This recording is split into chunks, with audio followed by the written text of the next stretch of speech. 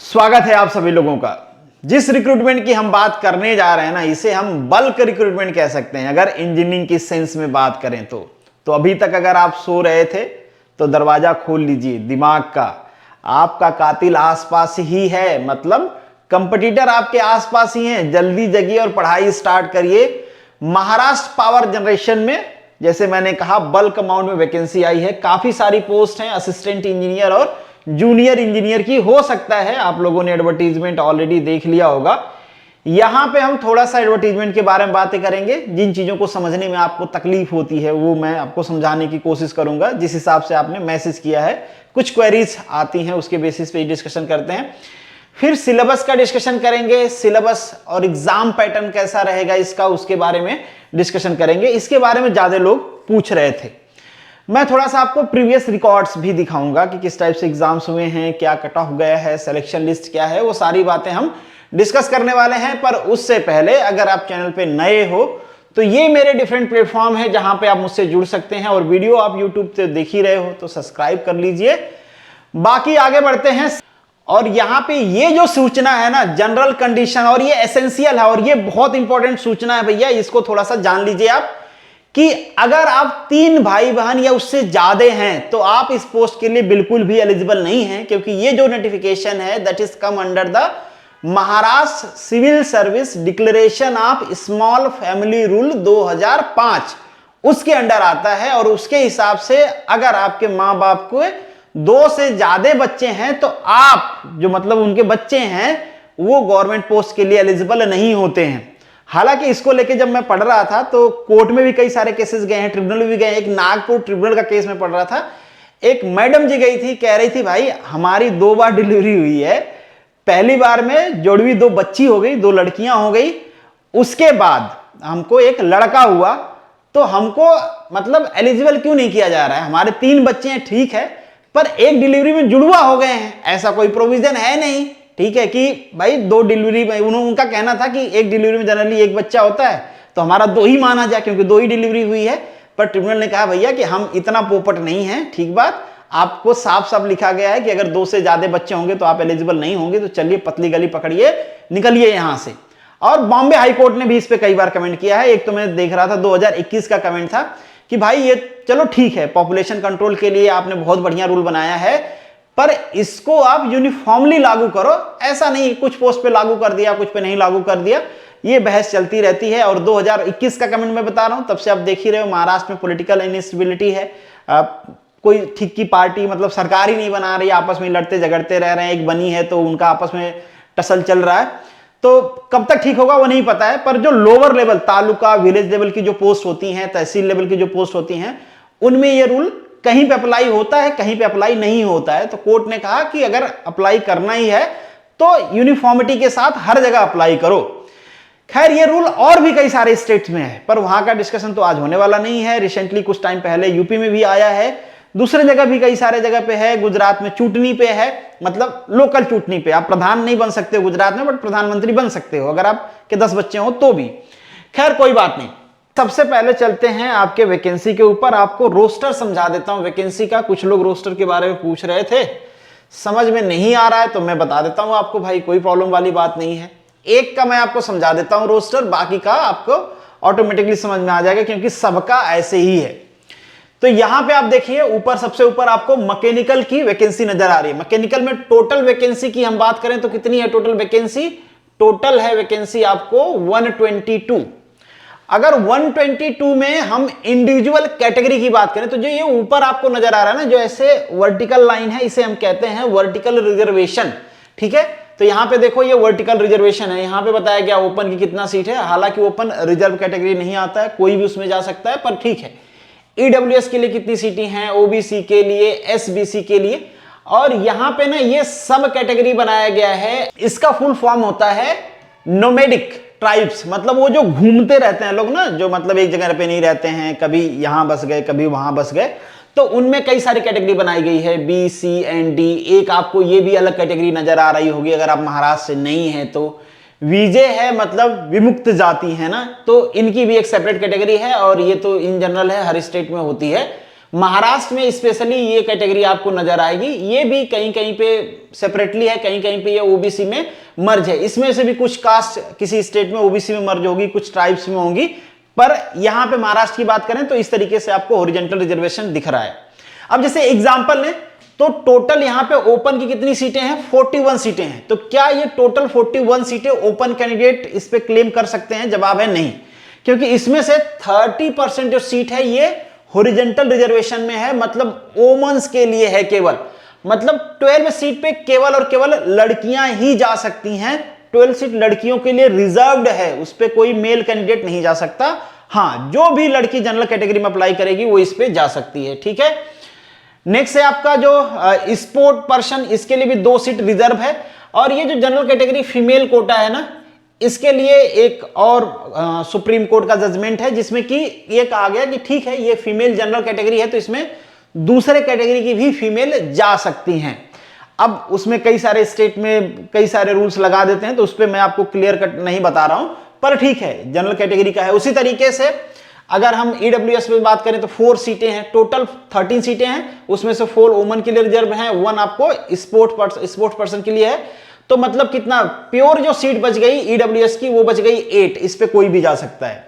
अब ये वुमेन के लिए रिजर्व है, तो कई बार लोगों को कंफ्यूजन होता है कि क्या ये केवल 12 सीट पे ही लड़कियां जा सकती हैं? जो ये बची हुई सीट है 27, इस पे नहीं जा सकती, उस पे भी जा सकती हैं। ठीक है, मार्क्स ज्यादा हुआ तो उस पे भी जा सकती हैं, मार्क्स कम हुआ तो फिर वो फीमेल कैटेगरी में कंसीडर की जाएंगी। ठीक है, तो इस तरीके से कुछ रिक्रूटमेंट होता है, उस पर मैंने ऑलरेडी वीडियो बनाया हुआ है, तो उसका डिस्कशन यहाँ पे नहीं करते हैं।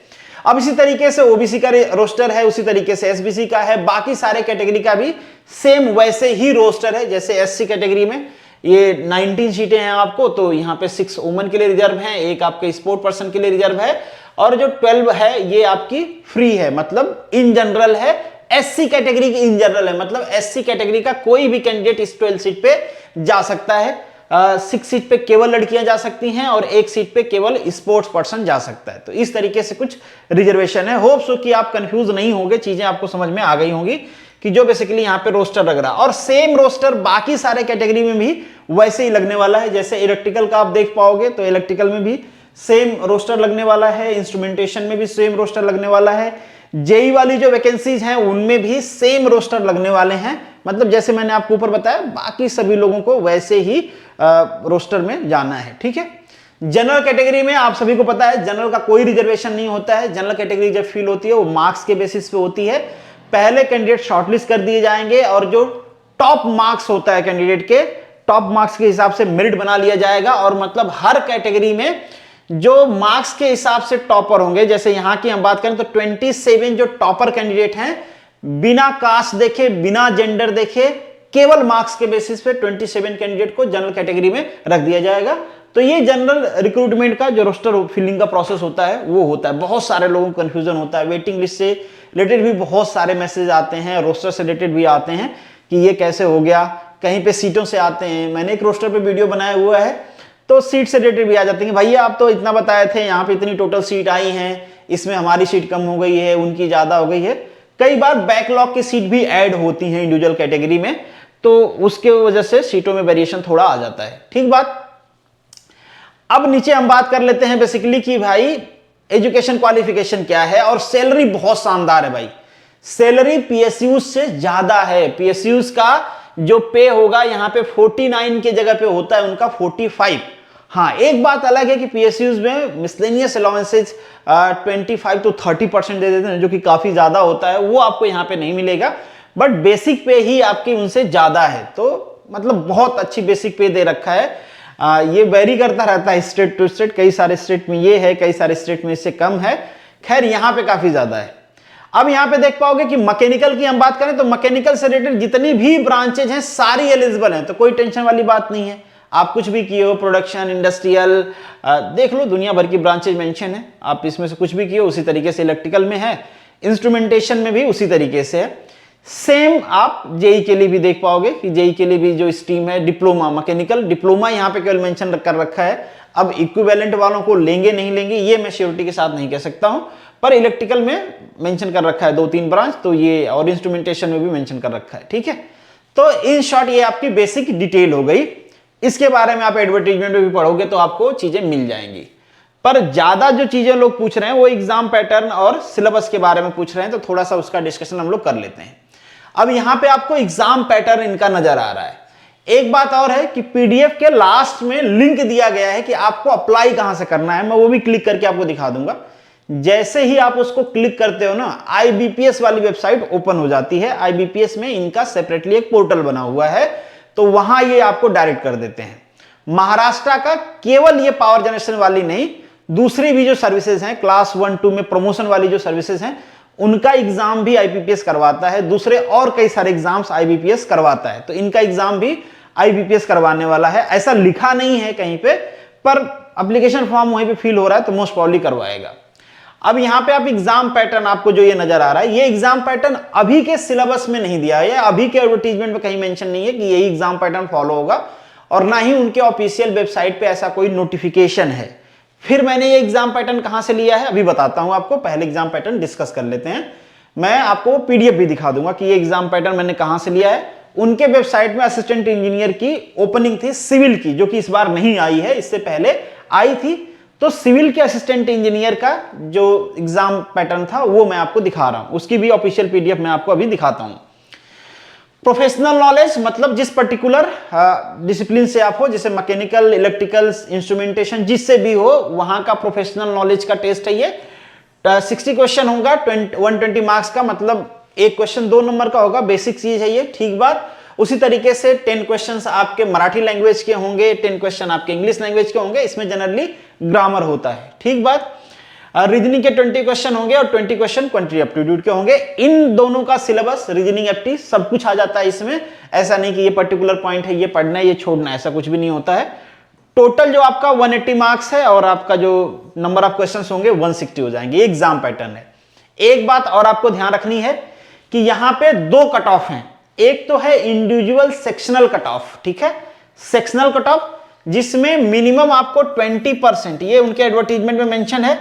हाँ, ये क्लियर कट मेंशन नहीं है कि क्या ये 20% जो कैटेगरी के हैं और 30% जो जनरल के हैं, ये जो 20-30% का जो मिनिमम कट ऑफ रख रखा है, ये टोटल मार्क्स का कट ऑफ है या फिर इंडिविजुअल सेक्शन में भी अप्लाई करेंगे। पर मेंशन कर रखा है कि 2 कट ऑफ होगा और मिनिमम मार्क्स ये मेंशन कर रखा है। तो कॉमन सेंस यही कहता है कि ये दोनों के लिए एप्लीकेबल है कि 20% आपको इंडिविजुअल में भी लाना है अगर आप रिजर्व कैटेगरी से हो तो, और नॉन रिजर्व से हो तो 30% आपको इंडिविजुअल में भी लाना है। अगर आप इंडिविजुअल क्वालिफाई कर लेते हो, फिर टोटल मार्क्स जो 180 है उसका भी मिनिमम जो कट ऑफ है वो आपको क्वालिफाई करना होगा, ठीक है। पर ये टोटल वाले में तो मुझे लगता नहीं कि किसी को दिक्कत होगी, टोटल वाले में तो सारे लोग क्वालिफाई कर लेंगे। इंडिविजुअल वाले में दिक्कत होती है कि इंडिविजुअल में ये जो 20-30 की क्राइटेरिया है, कई बार लोग फुलफिल नहीं कर पाते हैं, इसकी वजह से वो बाहर हो जाते हैं। तो जब भी एग्जाम आप अपीयर करें तो इस बात का ध्यान रखें कि एटलीस्ट इतने क्वेश्चन तो कर दें कि आप उसमें 20-30 की जो क्राइटेरिया है उसको क्वालिफाई कर लें। 1.4 नेगेटिव मार्किंग भी है। तो ये हमारा रहा एग्जाम पैटर्न। सिलेबस भी मैं आपको दिखा देता हूं और ये एग्जाम पैटर्न मैंने कहां से लिया मैं आपको वो भी दिखा देता हूं। तो ये है आपका जो हमारा एग्जाम पैटर्न जिसकी हम बात कर रहे थे, असिस्टेंट इंजीनियर की ये पोस्ट थी, असिस्टेंट डिप्टी एग्जीक्यूटिव की, सिविल 2018 का। तो 2018 का ये एग्जाम पैटर्न दिया गया है, बेसिकली आप देख पाओगे। उसके बाद का मुझे मिला नहीं, मैंने सर्च किया, काफी टाइम भी इन्वेस्ट किया उसमें कि दूसरे एग्जाम पैटर्न्स मिल जाए, पर ऑफिशियली नहीं मिला। देखो वेबसाइट वाले तो बहुत सारे क्लेम कर रहे हैं, वेबसाइट वाले तो इस एग्जाम में भी अलग एग्जाम पैटर्न क्लेम कर रहे हैं, पर मैं कैसे वो बता सकता हूं कि यही होगा, ठीक है। ऑफिशियली मुझे यही पीडीएफ मिली, देखो मैंने इसको डाउनलोड भी नहीं किया है, इनके ऑफिशियल वेबसाइट पे ये पीडीएफ है, तो वहां से मैं दिखा रहा हूं। मोस्ट प्रोबेबली यही एग्जाम पैटर्न रहने वाला है। अब आप कहोगे ये एग्जाम पैटर्न तो एई का हो गया, भाई जेई वाला कहां गया? तो जेई का एग्जाम पैटर्न भी यही रहने वाला है। जेई की एक और पीडीएफ मैं आपको दिखा देता हूं, ये जेई की रिजल्ट वाली पीडीएफ है। अब ये रिजल्ट पे, ये बेसिकली रिजल्ट आया हुआ है जब जेई का एग्जाम हुआ था उस टाइम का है। अब जैसे मैं मैकेनिकल पे क्लिक कर देता हूं तो यहां पे जो पीडीएफ आपको ओपन होगी ना, ये भी 180 आउट ऑफ 180 है, इसका भी एग्जाम पैटर्न वैसा ही था, ठीक है। तो जेई का और एई का दोनों का मोस्ट प्रोबेबली एग्जाम पैटर्न यही रहेगा। हाँ, बहुत सारी वेबसाइट हैं, आप ऑनलाइन सर्च करोगे तो अलग अलग एग्जाम पैटर्न क्लेम कर रही हैं, ठीक है। खैर, एग्जाम पैटर्न पता चल गया, आप सिलेबस भी देख लेते हैं। ये सिलेबस भी पुराना है, अभी के रिक्रूटमेंट का सिलेबस नहीं दिया गया है, पर एक्सपेक्ट किया जा सकता है कि मोस्ट प्रोबेबली यही रहेगा। वेरिएशन के चांसेस बहुत कम हैं, ठीक है, तो अभी जब तक नहीं दिया गया तब तक तो ये पढ़िए, अगर वेरिएशन आ जाता है तो लेट्स सी। जो आपका नॉन टेक्निकल वाला पोर्शन था, मतलब 20 मार्क्स एफटी, 20 मार्क्स रीजनिंग और मराठी इंग्लिश का अलग सिलेबस नहीं दिया गया है, जनरल ग्रामर होता है उसमें। आपका रीजनिंग और एफटी का दिया हुआ, इंग्लिश का दिया हुआ है, ऑब्जेक्टिव इंग्लिश लिख दिया है बस, ठीक है। क्वांटिटी एप्टीट्यूड और लॉजिकल रीजनिंग ये रहा। फिर आपका जो इंडिविजुअल डिसिप्लिन है इसका सिलेबस दिया हुआ है, ये आपको फॉलो कर लेना है, ये प्रिपेयर कर लेना है। बहुत ज्यादा सिलेबस नहीं दे रखा है, जैसे मैं मैकेनिकल पे आके स्टिक होता हूं, यहाँ पे मैक्सिमम कैंडिडेट मैकेनिकल वाले हैं, तो ये देख लीजिए अप्लाइड मैकेनिक्स, फ्लूइड मैकेनिक्स, सीधा सब्जेक्ट का नाम लिखा हुआ है, तो जो सब्जेक्ट इसमें मेंशन नहीं है वो आपको छोड़ देना है। अगर वैसे हम लोग देखें तो कौन सा मेंशन नहीं है इसमें, इंडस्ट्रियल इंजीनियरिंग नहीं दिख रही है। अब इंडस्ट्रियल इंजीनियरिंग वहां ब्रांच भी दे रखा है पर नहीं दिख रही है। एक आध पाइप एंड फिटिंग, ये थोड़ा सा अलग सब्जेक्ट है, पता नहीं महाराष्ट्र में किसी यूनिवर्सिटी में पढ़ाया जाता होगा मे बी, पर नियर अबाउट सारे सब्जेक्ट मेंशन कर ही दिए हैं, ठीक है। सब्जेक्ट के नाम ही इनको मेंशन करना है, तो ऐसा कुछ है नहीं कि बहुत डिटेल में सिलेबस दिया है। बाकी सारे ब्रांचेज में भी सेम किया हुआ है, ऐसा नहीं कि सबका अलग अलग मेंशन कर रखा है डिटेल में, सबका सेम ही दे रखा है। हाँ, जो सिविल वाला एग्जाम हुआ था ना, इसमें इन्होंने डिटेल में सिलेबस दिया हुआ था, यहाँ पे नीचे सिलेबस भी दे रखा है डिटेल में, यहाँ पे आपको सैंपल क्वेश्चन भी दे रखा है। तो मे भी ऐसा हो सकता है कि बाद में वो शायद रिलीज कर दें सिलेबस और एग्जाम पैटर्न, पर मैं श्योर नहीं हूं। अभी के लिए मुझे मिला नहीं, मैंने उनकी वेबसाइट देख लिया, आईबीपीएस की वेबसाइट देख लिया जहां पे एप्लीकेशन चल रहा है, पर दोनों जगहों पे मिला नहीं, इसलिए मैं बता नहीं रहा हूं। तो इसलिए मैंने आपको प्रीवियस रिकॉर्ड दिखा दिया कि अभी के लिए आपके पास एक ऑब्जेक्टिव हो कि क्या पढ़ना है, उस हिसाब से आप पढ़ाई स्टार्ट कर सकते हो, ठीक है। तो ये हमारा रहा डिटेल। अब थोड़ा सा एडवर्टीजमेंट देख लेते हैं। एडवर्टीजमेंट में नीचे कुछ चीजें हैं जिनको मैंने हाईलाइट कर रखे हैं, होप सो वो चीजें तो मैंने डिस्कस कर लिया है। अब जो क्वालिफिकेशन और एज एक्सपीरियंस जो भी डॉक्यूमेंट्स होंगे ना आपके, वो सारे डेट एग्जाम के जो एप्लीकेशन का जो लास्ट डेट है वहां से कंसीडर किया जाएगा। एक और बात कि जनवरी या फरवरी में इसका एग्जाम है, टेंटेटिवली उन्होंने जनवरी लिख रखा है, तो हो सकता है जनवरी में वो ऑनलाइन एग्जाम करवा लें। आईबीपीएस वाले हैं वो तो जल्दी ही करवा लेते हैं, उनके पास सब कुछ तैयार ही रहता है, इंफ्रास्ट्रक्चर है, उनको तो ज्यादा दिक्कत होती नहीं है। तो हो सकता है आपका एग्जाम हो जाए जनवरी में, तो आप अपने हिसाब से प्रिपेयर्ड रखिएगा, ठीक बात। नीचे आते हैं कुछ और पॉइंट, ये वैलिडिटी दे रखा है, अगर आप रिजर्व कैटेगरी में अप्लाई करते हो तो उसके लिए टर्म्स कंडीशन क्या क्या आपको फिल करनी है। आप सभी को पता होगा, इन जनरल रूल है कि जो स्टेट रिजर्वेशन होता है वो केवल और केवल स्टेट डोमिसाइल वाले ही अप्लाई कर सकते हैं, मतलब वही लोग एलिजिबल होते हैं, बाकी के स्टेट वाले एलिजिबल नहीं होते हैं। बाकी के स्टेट के लोग जो जनरल सीट है उस पर अप्लाई कर सकते हैं, ठीक है। तो जनरल सीट कितनी है, I think so 27 pure general seat थी, उस पर कोई भी अप्लाई कर सकता है। बाकी जो 122 में से 27 माइनस कर दीजिए, वो रिजर्व्ड है, उस पर कोई दूसरा जा नहीं सकता है, ठीक बात। बाकी की जो चीजें हैं नीचे देख लेते हैं। अगर कोई जरूरी बात है, फी है, अब फी पे भी जीएसटी लगा दिया सरकार ने, बहुत बढ़िया, भरते रहिए जीएसटी, ठीक है। 800 का आपका फॉर्म है, एई भर रहे हैं तो 500 प्लस जीएसटी है, मतलब कम से कम इन सब पे तो जीएसटी हटाए दो, बेरोजगार आदमी है कहां से भरेगा जीएसटी, नहीं, ये सब जीएसटी फ्री कर देती सरकार तो ज्यादा अच्छा रहता है। फिर आप कहोगे कि एग्जाम फी क्यों ले रहे हैं, वो भी फ्री कर दें, भैया अब क्या ही करें, जो है वो है। अब ठीक है, पहले जीएसटी नहीं था इसलिए कह रहे हैं जीएसटी फ्री कर दो, एग्जाम फी थी इसलिए उसका ध्यान नहीं है। जीएसटी भी कुछ दिन में पुराना हो जाएगा, हैबिचुअल हो जाएंगे, उसकी भी बात नहीं करेंगे, लोग कहेंगे भैया ये तो पहले से चला आ रहा है, तो कोई प्रॉब्लम नहीं है, ठीक है। तो बाकी जो चीजें हैं मैंने जो हाईलाइट भी कर रखे हैं वो आपको दिखा भी दिया, और यहाँ पे इंडिविजुअल कट ऑफ की जो बात की गई थी ये भी मैंने आपके साथ डिस्कस कर लिया है। इन्होंने कहा है कि आप वेबसाइट हमारी विजिट करते रहिए, तो अगर कोई अपडेट होता है तो ये उस पर अपडेट कर देंगे इनके वेबसाइट पे, जैसे कि सिलेबस या एग्जाम पैटर्न से रिलेटेड अगर कोई न्यू अपडेट आती है तो आपको वहां पे मिल जाएगी, और यूट्यूब पे भी मिल ही जाएगी, बनाने के लिए लोग तैयार ही हैं। एक इंपॉर्टेंट पॉइंट और है, 1 साल तक आपको 22,000 रुपए में काम करना पड़ेगा। अगर आप एई हैं, जेई हैं तो आपको 18,000 में काम करना पड़ेगा। इसके बाद मतलब ट्रेनिंग होगी उतना, ट्रेनिंग के बाद आपको फुल पे स्केल दे दिया जाएगा, और उसी टाइम आपसे 5 लाख का बॉन्ड भी साइन करवा लिया जाएगा कि बच्चों आप कंपनी छोड़ के नहीं जाओगे, अगर जाओगे तो ये आपको भरना पड़ेगा, ठीक है। जरूरत भी है, सॉल्व करवा भी लेना चाहिए। और जब आप सेलेक्ट हो जाओगे ना तो आपकी जो प्रोफाइल बनती है कि सीनियरिटी, जूनियरिटी, प्रमोशन, आगे ये सारी चीजें अटैच होती हैं, तो उसके बारे में भी थोड़ा सा मेंशन कर रखा है कि जो आपका ऑनलाइन एग्जाम है उसका 75% कोटा, और जो आपका ट्रेनिंग प्रोग्राम है उसका 25% ये बना के आपको प्रोफाइल में नथी हो जाएगा। तो ध्यान देना, एग्जाम में अच्छा स्कोर करोगे तो इन फ्यूचर भी अच्छा रहेगा। मान लो 2 लोगों का प्रमोशन आता है और आप एग्जाम में अच्छा परफॉर्म किए हैं तो आपका प्रमोशन पहले होगा। ठीक बात। तो ये कुछ बेसिक डिटेल रही, और भी मैं देख लेता हूं, अगर कुछ चीजें छूट रही होंगी तो उसको मैंने हाईलाइट कर रखा है, डिस्कस कर लेंगे।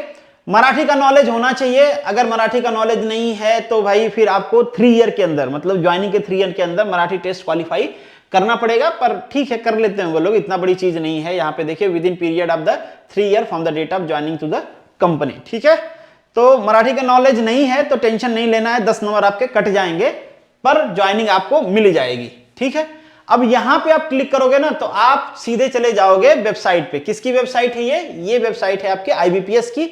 यहां पे आपको कर लेना है रजिस्टर। अगर इससे पहले कभी अप्लाई नहीं किया है तो अप्लाई किया है तो लॉग इन कर लीजिए, आपकी बेसिक डिटेल वहां पे आ जाएगी, इनका परफॉर्म खुल जाएगा, फॉर्म ओपन कर लीजिए, फॉर्म फिल कर लीजिए, पेमेंट कर दीजिए, आपका फॉर्म कंप्लीट हो जाएगा।